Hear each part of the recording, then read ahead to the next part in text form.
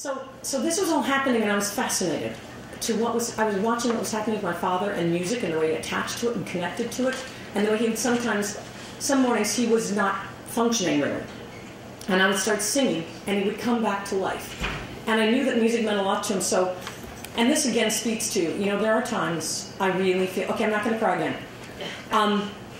I feel my father reached through his Alzheimer's to give me the gift of this book. And I was sort of just following some path. I don't even know sometimes what was going on, but I'm just writing it. It's about 3 months into writing the book. And I said, you know what, it's time for me to contact this neurologist named Oliver Sacks. And he doesn't know who I am. I've never met him. I've read his books. Do any of you know the book, the movie Awakenings with Robin Williams and Robert De Niro? So he wrote that story. And he he's this wonderful anthropologist. I mean, he's a scientist, neurologist, actually, sorry. Musicophilia is one of the books that he wrote. I'm going to get to that in a minute. But he is an amazing guy, and I thought, oh, I love that guy. I've read his books. I think he lives in England. I'm going to email him. So I write this email like, I'm Mary Ellen Geist. You don't know who I am. I love your books. I want to talk to you about my dad. I know you like brain diseases. So I want to, I wrote him this, it was much more articulate than I'm saying it now, email, I promise you. But I said, I want to talk to you about my dad. It's amazing that my dad knows all the words. My dad's a jazz singer. He knows all these songs. He knows all the words. I immediately get an email back. Could I come to Michigan to meet your father and you and your mother? Or could you come to New York? We were booked to go to New York City in 2 weeks. And so I didn't even know he was in Greenwich Village. I said, well, we're going to New York in 2 weeks. So in 2 weeks, my mom, my dad, and I were headed to New York anyway, and we ended up going to Greenwich Village, to his apartment. I do not recommend someone with Alzheimer's for 12 years riding on the subway in New York City. He got caught in this turnstile at one point. We did take a cab home. I want you to know everything was okay. It wasn't a pleasant trip there. But the minute he walked in the door, he and Dr. Sacks just loved each other. And my dad sang, and he whistled a lot. He was at a whistling phase in his life then. And so it was very moving. And it turns out that Dr. Sacks was writing a book about music and the brain right when I wrote to him. And he was particularly emphasizing Alzheimer's and music at that point. So I was going to write about our meeting in my book. He ended up writing about our meeting in his book called Musicophilia, which came out about the same time as my book came out. So this is Musicophilia, Tales of Music and the Brain. And I just wanted to read this because he knew, too, that something incredible was going on with my father and music. But he's also, since that time, been doing research on the effects of music on people with Alzheimer's disease. So I just wanted to read a couple paragraphs from here. Here's some of what he wrote about meeting my father, Woody. Finding, remembering anew that he can sing is profoundly reassuring to Woody, as the exercise of any skill or competence can be, and it can stimulate his feelings, his imagination, his sense of humor and creativity, his sense of identity, as nothing else can. It can enliven him, calm him, focus, and engage him. It can give him back himself, and not least, it can charm others, arouse their amazement and admiration, reactions more and more necessary to someone who, in his lucid moments, is painfully aware of his tragic disease and says he feels broken inside. That's what my dad would say in the morning. He'd get up and he'd just say, I feel broken inside.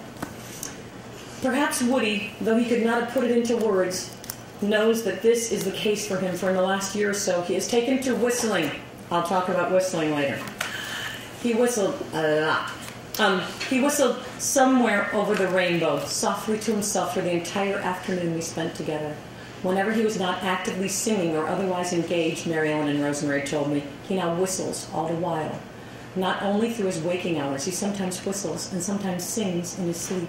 So at least in this sense, Woody is companioned by music, calls on it around the clock.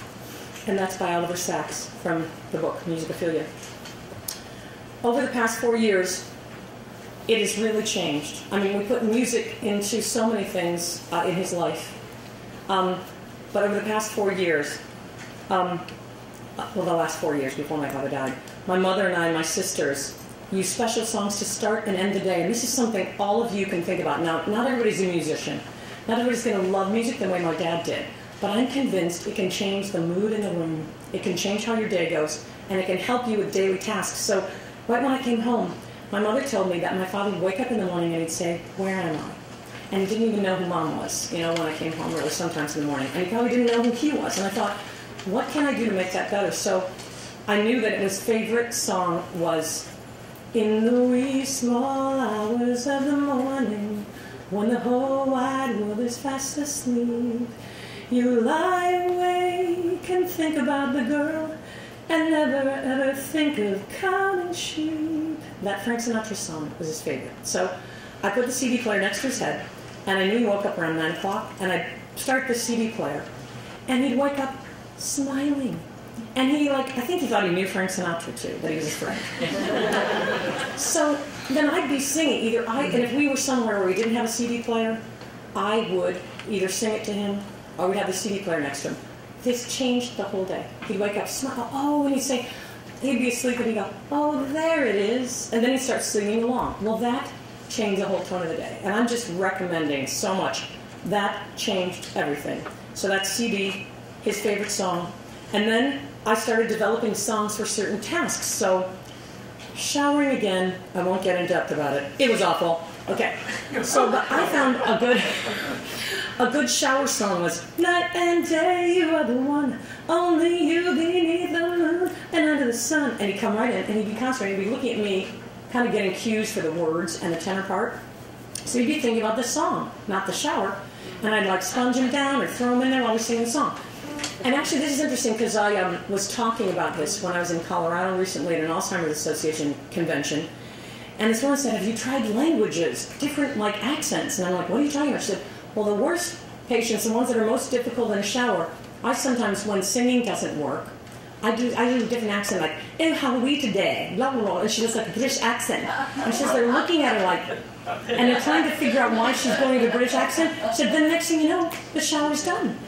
And it's not to confuse them, it's just to sort of, I would think, entertain them. But she said British accents particularly work quite well. We would do summertime as well.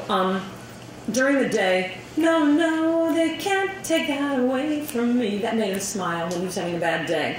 When we weren't playing CDs or singing songs with him, he would whistle. And I gotta say, sometimes on a really bad day, when he just wouldn't get going, I just look at him and go, "Hail to the victors, valiant, hail to the conquering heroes." He was a Michigan fan. And he'd come right in. So, and he knew all the words to that till he died too. I mean, definitely a Michigan fan to the end. Hail, hail, he'd come right in.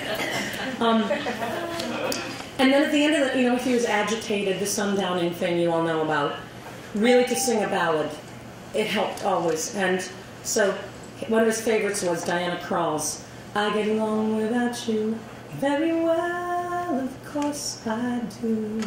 That was great. And he'd go, "Oh, isn't that great?" I think he thought he knew her, maybe closely.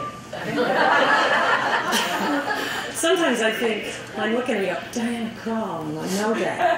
I don't know. Anyway.